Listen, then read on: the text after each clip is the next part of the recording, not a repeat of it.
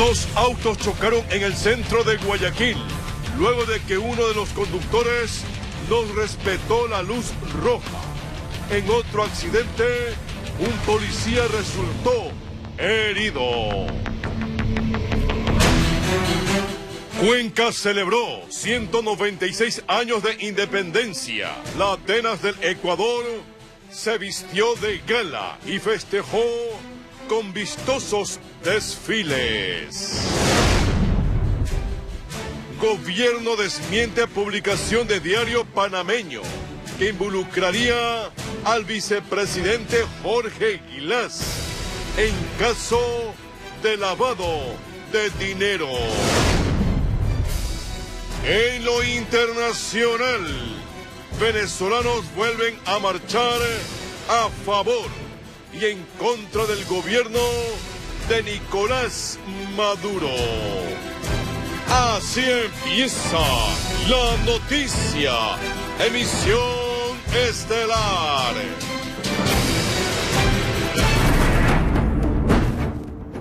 Además, tras una intensa persecución, policía capturó a 3 presuntos delincuentes quienes habrían robado una camioneta y ganado bovino en Riobamba. Amigos, bienvenidos a su informativo La Noticia, emisión estelar. Debido a la falta de precaución y al exceso de velocidad, 2 automotores colisionaron en el centro de Guayaquil luego de que uno de los conductores no respetara la luz roja del semáforo. 2 personas resultaron con golpes, mientras que el conductor de uno de los vehículos se dio a la fuga.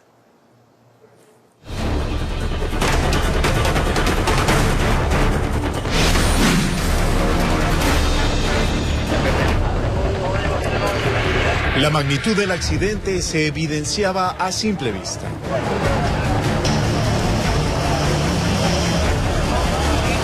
Se trató de un choque el cual se dio en las calles Lorenzo de Garaycoa y Alejo Lascano, centro de Guayaquil. Según dicen testigos del suceso, el exceso de velocidad y el no respetar señales de tránsito habría originado el hecho. Que no respetan el pare, por eso son las ocasiones que pasan los problemas. ¿Siempre pasa este tipo de situaciones? Sí, si no es aquí, es allá en la esquina. Siempre hay choque, siempre hay choque.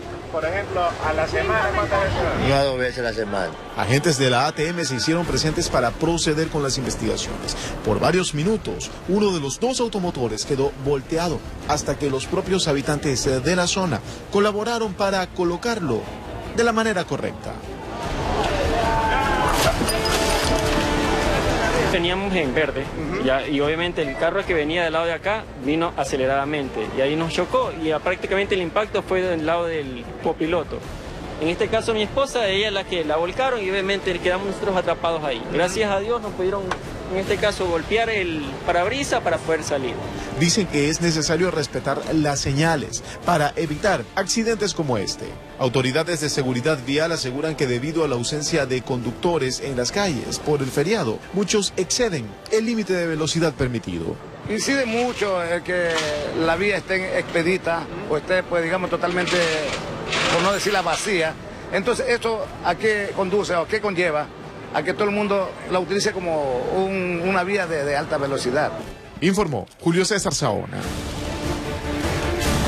Un agente policial resultó herido luego de que un taxista realizara una mala maniobra cerrando su paso y golpeándolo. El hecho ocurrió en la avenida Malecón Simón Bolívar. El gendarme resultó con heridas leves, mientras que el aparente responsable de este suceso se dio a la fuga.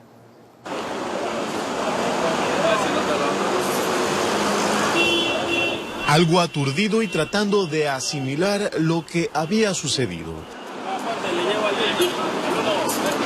Así se encontraba este agente de la policía que minutos antes había sido impactado por un taxi en la avenida Malecón Simón Bolívar, en el centro de Guayaquil. El señor policía venía en su carril derecho, circulando con normalidad y hace una maniobra de las cuales no debería haber hecho el señor conductor del taxi y el policía ya no alcanza a frenar.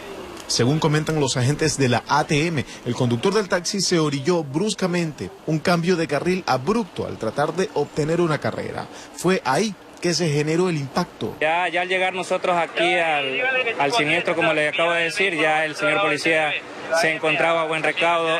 El policía recibió los primeros auxilios y fue trasladado hasta una casa de salud. Sin embargo, el taxista huyó del lugar. Piden que haya más respeto en las vías de la ciudad. El no percatarse de los demás conductores podría ocasionar graves accidentes. Lo que se le recomienda a todo conductor, que por favor salgamos a conducir y tomemos todas las debidas precauciones. Tratemos de evitar al máximo cualquier tipo de incidente o accidentes. Informó Julio César Saona. Fue sepultado en Vinces, provincia de Los Ríos, el conscripto que perdió la vida en el accidente de tránsito ocurrido en la vía Cuenca-Molleturo-Naranjal. Sus familiares expresaron que el sueño del ahora fallecido siempre fue pertenecer al ejército. Con la bandera sobre el féretro y el respectivo honor que se otorga a quienes sirvieron a la patria, fueron velados los restos del conscripto Juan Rogelio Herrera Mendoza, de 18 años de edad.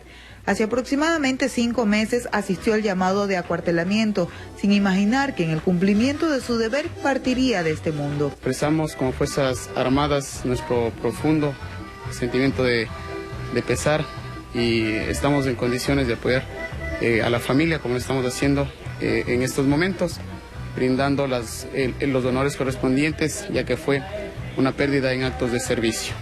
En su hogar en el recinto El Cairo del cantón Vinces, su padre lo recuerda como un buen hijo. Fue muy bueno, muchacho obediente. ¿Para qué mi hijo, oiga? Era obediente. Así me dijeron en el ejército que era un muchacho obediente. Soñaba con ser parte del ejército ecuatoriano y poder servir a su país. Yo le digo a mi hijo, cuando le digo, ya te falta poco para salir. Sí, dice, me faltan 2 meses. Pero igual, dice, yo me voy a quedar haciendo un curso. Él tenía pensado quedarse. En medio de alabanzas a Dios, quienes lo conocieron se despidieron del joven conscripto que falleció en un accidente de tránsito ocurrido en la vía Cuenca-Molleturo-Naranjal. Desde Los Ríos informó Odette Camacho.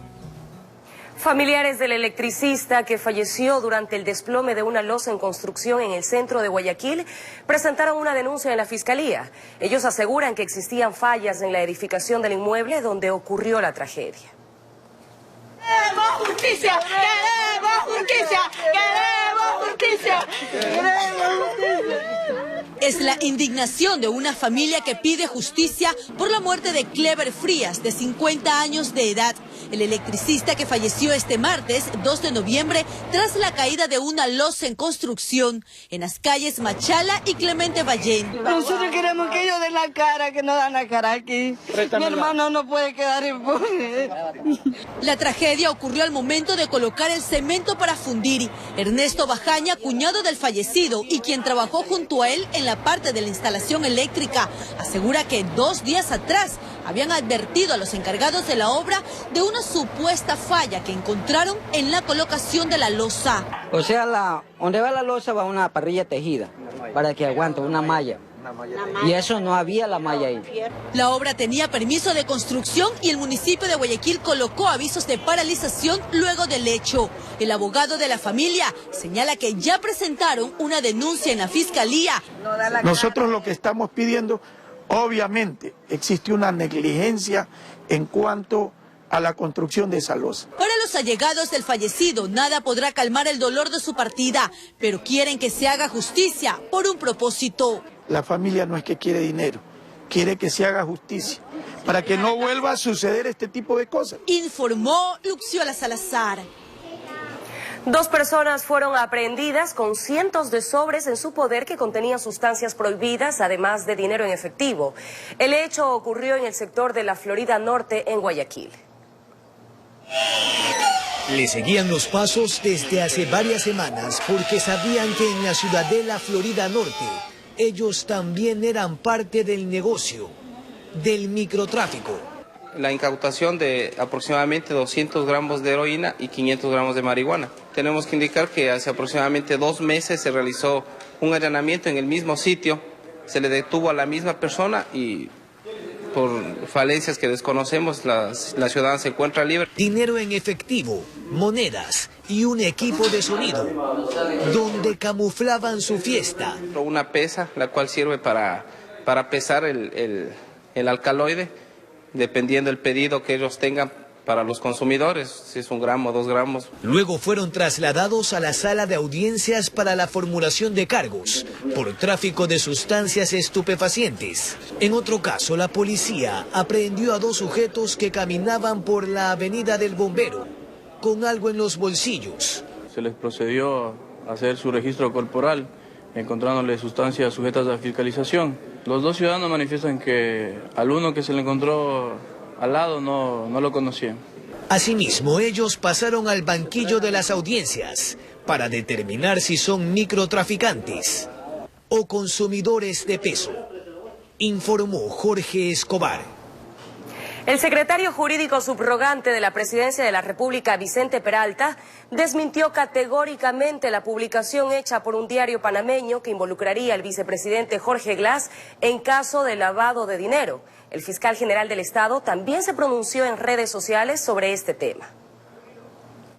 La publicación está registrada en un diario panameño en la que se refiere a una supuesta visita del secretario jurídico Alexis Mera a ese país para tratar de impedir que se hagan públicas unas investigaciones de lavado de dinero que involucrarían al vicepresidente Jorge Glass. El secretario jurídico subrogante desmiente esta versión y califica al diario panameño como un pasquín. Eso es falso, señores. Absolutamente falso. ¿Sí? El doctor Mera está en goce de sus vacaciones en otra parte, jamás ha ido a Panamá, ¿no? Y lamento mucho que personas serias se hagan eco de estos pasquines, que a pesar de que estén en redes sociales, ¿no? Dice que lo que buscan este tipo de publicaciones es tratar de desestabilizar al gobierno de Ecuador, aupado por la oposición política en época de campaña.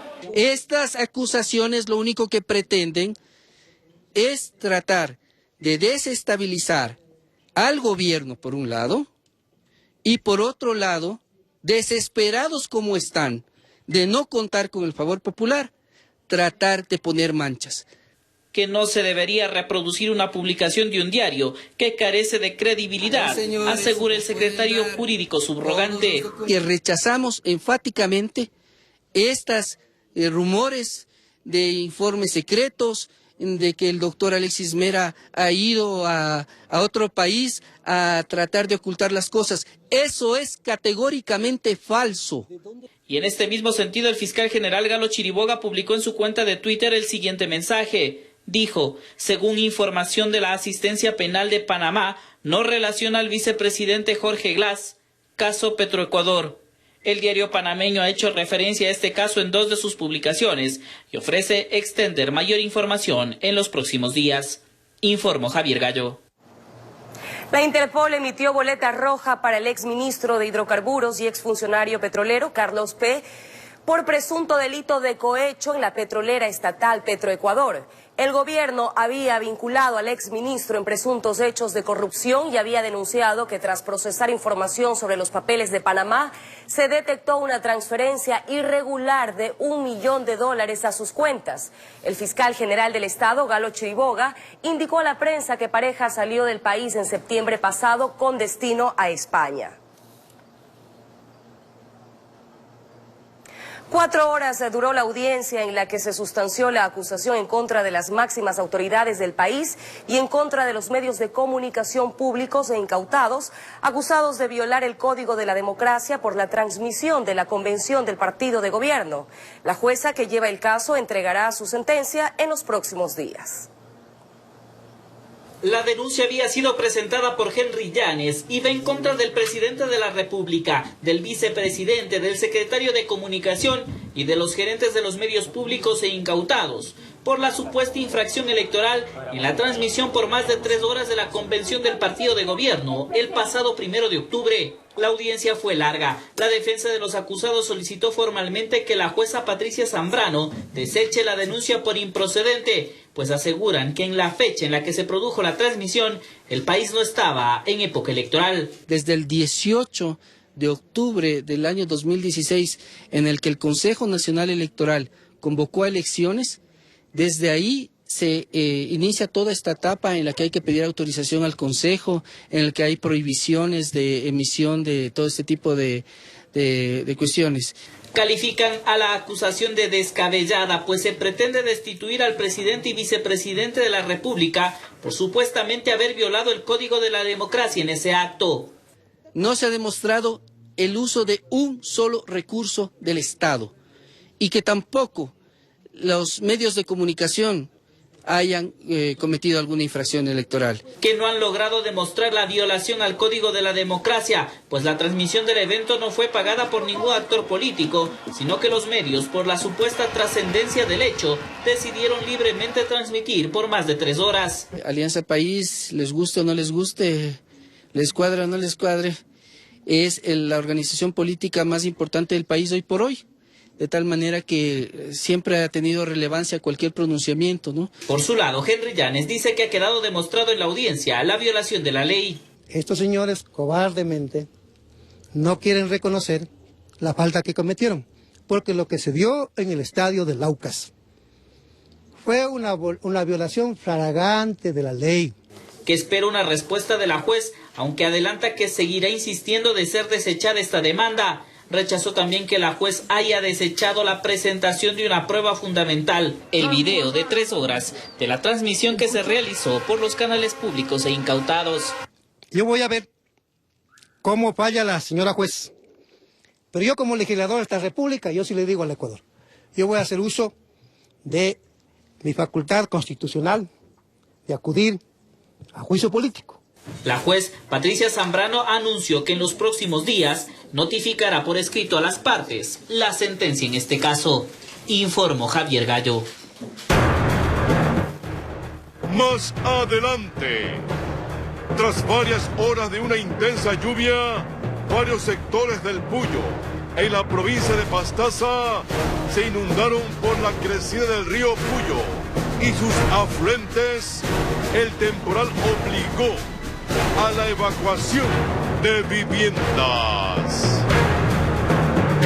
Más adelante, tras varias horas de una intensa lluvia, varios sectores del Puyo en la provincia de Pastaza se inundaron por la crecida del río Puyo y sus afluentes. El temporal obligó a la evacuación de viviendas. De regreso con más noticias. Tras una intensa persecución, la policía logró la captura de 3 presuntos delincuentes, quienes habrían robado una camioneta y ganado bovino en Riobamba. Personal de criminalística realizó el levantamiento de huellas para determinar si los detenidos tenían antecedentes.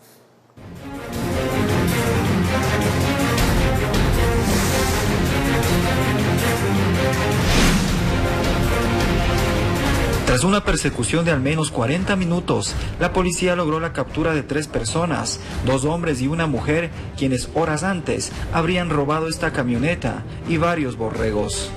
El carro y a las ovejas también que están sacando. Eso es todo. Justamente los detienen, ¿no? Les detienen, ya les llevaron ya. En el distrito de Riobamba se realiza la persecución interrumpida, logrando la neutralización y localización de la camioneta, tanto los individuos.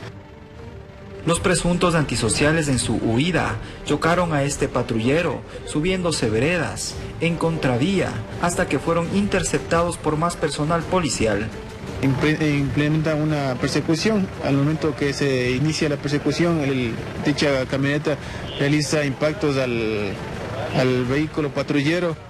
Al parecer uno de ellos es de origen colombiano, los otros 2 son ambateños, quienes aparentemente delinquían en Riobamba, hasta que se les durmió el diablo, en pleno Día de los Difuntos. Dicen que vienen robando el carro y yo justo también bajaba en el carro y le cerraron y hubo un impacto aquí abajito, en una cuadra y un impacto del patrullero. ¿Y les detienen a uno? Y les detienen a 3 personas.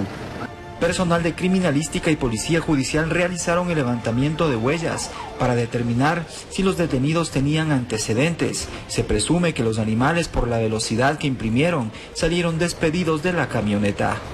La dueña dice que ya se pudre en la cárcel a la señora. Los delitos que recaen sobre los hoy detenidos son múltiples, entre ellos el robo de vehículo, abigeato y accidente en contra de un patrullero del Estado. En Chimborazo informó Darwin Altamirano. Tras varias horas de una intensa lluvia, sectores del Puyo en la provincia de Pastaza se inundaron por la crecida del río y sus afluentes, los que anegaron viviendas y obligaron a su evacuación. Afortunadamente no se registraron pérdidas humanas.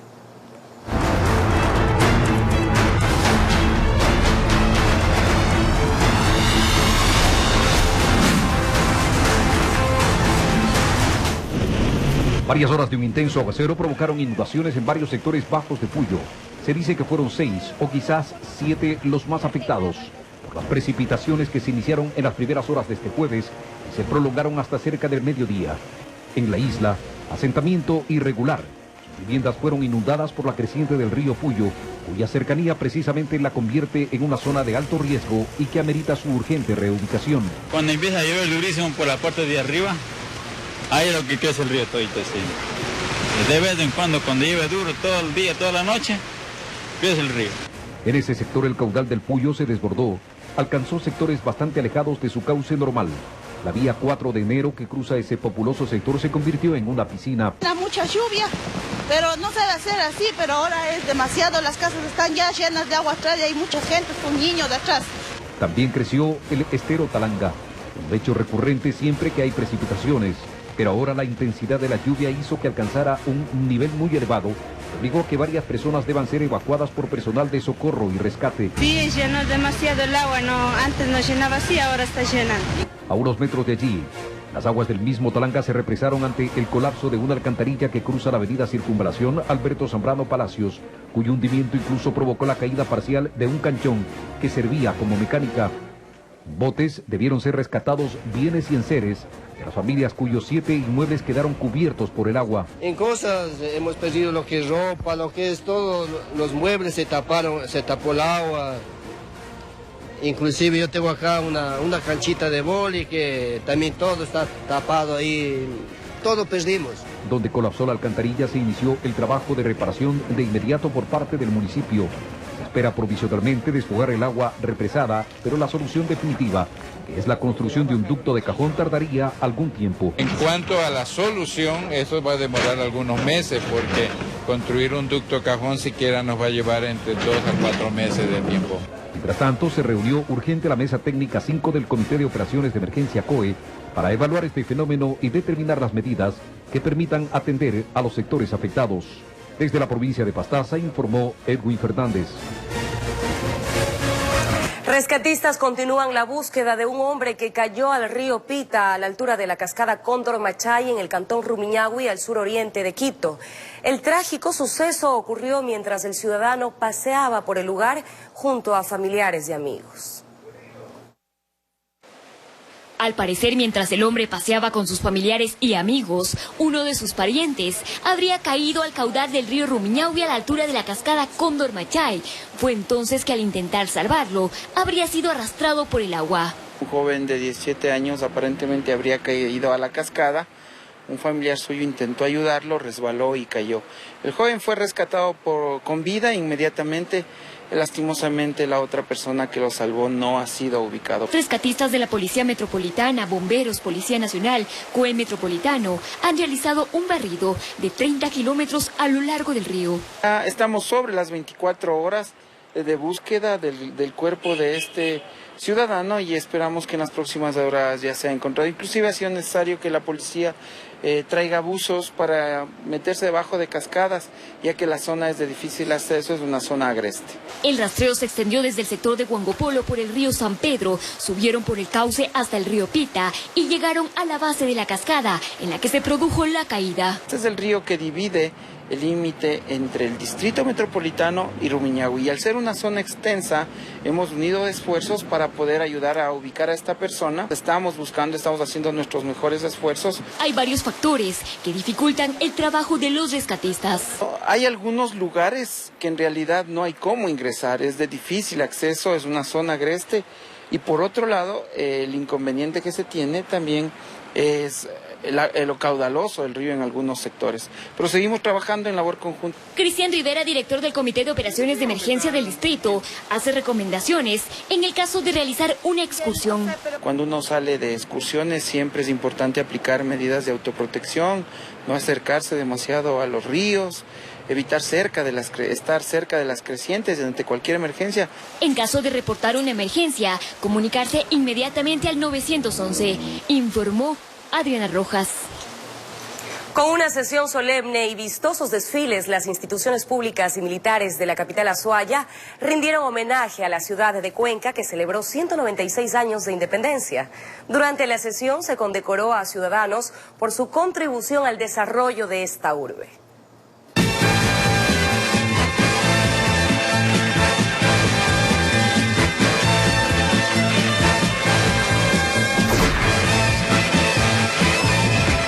El Consejo Provincial y los GAT parroquiales de la capital Azuaya desarrollaron por motivo de la fiesta cívica del 3 de noviembre un colorido y alegre desfile. Carros alegóricos preparados por los sectores rurales coparon la calle Bolívar con sus llamativos mensajes. De igual manera, estas comunidades presentaron sus bailes y danzas tradicionales que colectivamente coincidieron con el pasacalle y la tonada de esta floreciente capital. Maravillosa, eterna, llena de poetas. Las coreografías más modernas y ritmos especiales de los participantes de todas las edades encendieron el ánimo de los presentes. La municipalidad y el ejército, acantonado en la ciudad morlaca, realizaron la parada cívico-militar a lo largo de la avenida Huayna Cápac. Aquí se sintió igual el gusto por el aniversario. Soldados que al momento... En 1948... Los soldados, como siempre, impregnaron con su paso el homenaje a esta tierra. Hombres de lealtad férrea y dispuestos a todo por su patria, sintieron el espíritu libertario de esta urbe bravía. Justo homenaje a estos 196 años de independencia. Un saludo a todos los cuencanos y cuencanas.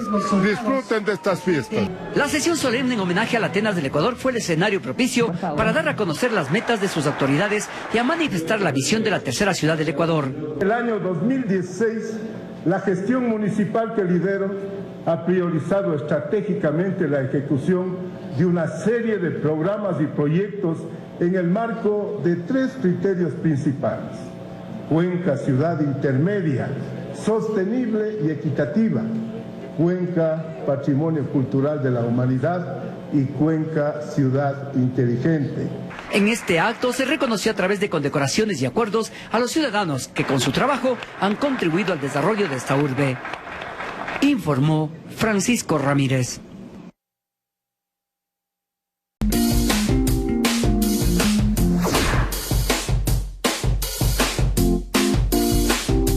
En el Cantón Salinas, una de las playas más visitadas por turistas nacionales y extranjeros, se pudo observar gran afluencia de visitantes, aunque no en su totalidad. La playa estuvo bastante concurrida. En este segundo día de feriado, el clima tampoco estuvo como las personas esperaban. Muy bien, espectacular. Un poquito de frío, quizás para los guayaquileños, pero para cambiar el clima está bien, ya sea algo diferente. Ahí, chévere, porque el agua helada, el agua helada. Para los comerciantes y quienes alquilan bicicletas, bananas y motos acuáticas, esperan que la afluencia aumente en los próximos 3 días que aún quedan de este feriado. Hay mucha gente, pero está duro el negocio todavía. Que mejor es viernes y sábado, y el clima nos acompañe también. El sector hotelero se ha notado muy atestado. Según uno de los dueños de las edificaciones, hasta ahora los hoteles estarían copados casi en su totalidad.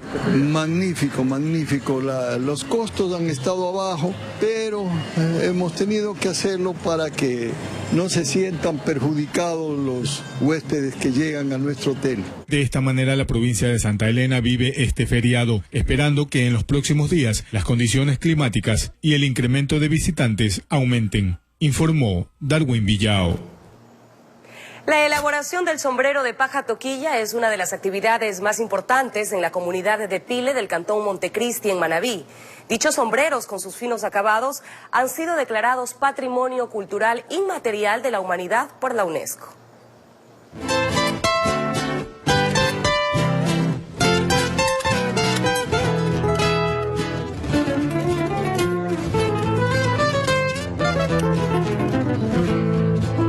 Muchas leyendas giran en torno al origen del sombrero de paja toquilla, lo que ha impedido tener con precisión un referente histórico sobre la época y año que apareció esta artesanía en Ecuador, que ahora es declarado patrimonio inmaterial para evidenciar la diversidad cultural. Nuestra mamá nos enseña a tejer. Nos enseñamos a tejer primero por estera y ahí uno va aprendiendo a botar la paja, a ingerir, todo eso, a armar todo eso. Nos enseñaron la mamá a tejer. Y ahí fuimos nosotros aprendiendo a tejer poco a poco y vamos aprendiendo.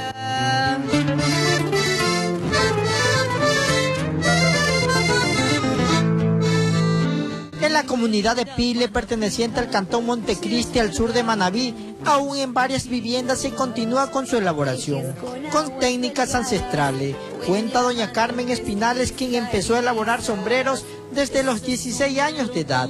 Y ahí que ya está seca, ya la lavo y los ahumo, después ya lo comienzo a rajar. Después de rajada ya lo comienzo a armar, el armado. Ya puse las pajitas y ya lo armo. Y de ahí ya comienzo a tejer.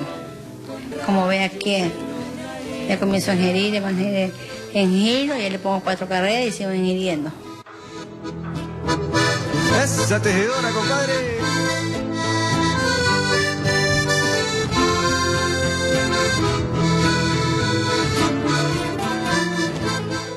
En esta comunidad existen varios artesanos, desde los más pequeños hasta los más famosos que viven de este arte. Sus manos y uñas bien cuidadas la comparten elaborando sombrero, el más fino que puede existir en la región, cuenta Simón Espinales, quien al tejer el sombrero para un cliente extranjero nos cuenta que puede durar hasta 6 meses su elaboración y ser vendido en varios miles de dólares. $25.000 lo tiene cotizado el señor Prembla allá en Hawái, en Estados Unidos. Bueno, yo para hacerme un sombrero de lo que usted ve ahí me demoro 6 meses. Y la calidad, la técnica, desde los abuelos de mi padre y esto pues, digamos, sigue una tradición, ¿no? Por lo menos nosotros, yo principalmente pues le he enseñado a mis hijos y así es la tradición que vamos creando, que nuestros hijos vayan aprendiendo para que este arte pues, no decaiga, sino que al contrario, realce mucho más de lo que y se dé a conocer muchísimo más de lo que hasta ahora se ha dado a conocer. Se encuentran figurines de culturas donde se ven tocas o sombreros, lo que según algunos historiadores demuestran que el sombrero viene desde entonces.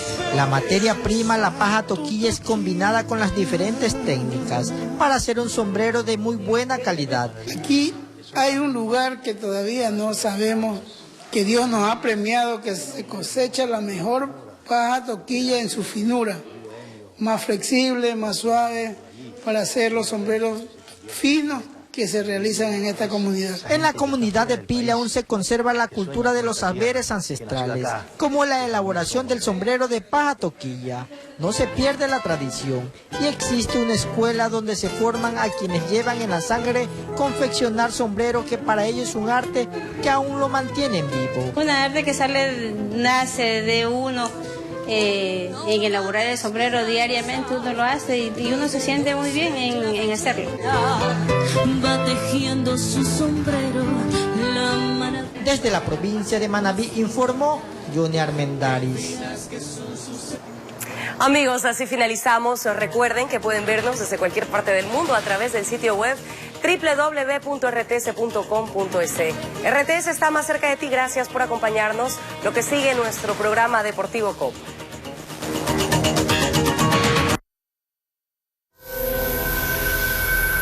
Secretaría Nacional de Comunicación.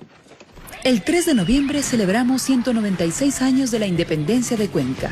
El gobierno de la Revolución Ciudadana recupera el ideal emancipador del pueblo, luchando por una segunda y definitiva independencia, que libera al Ecuador de las ataduras que impiden el progreso y desarrollo de la nación.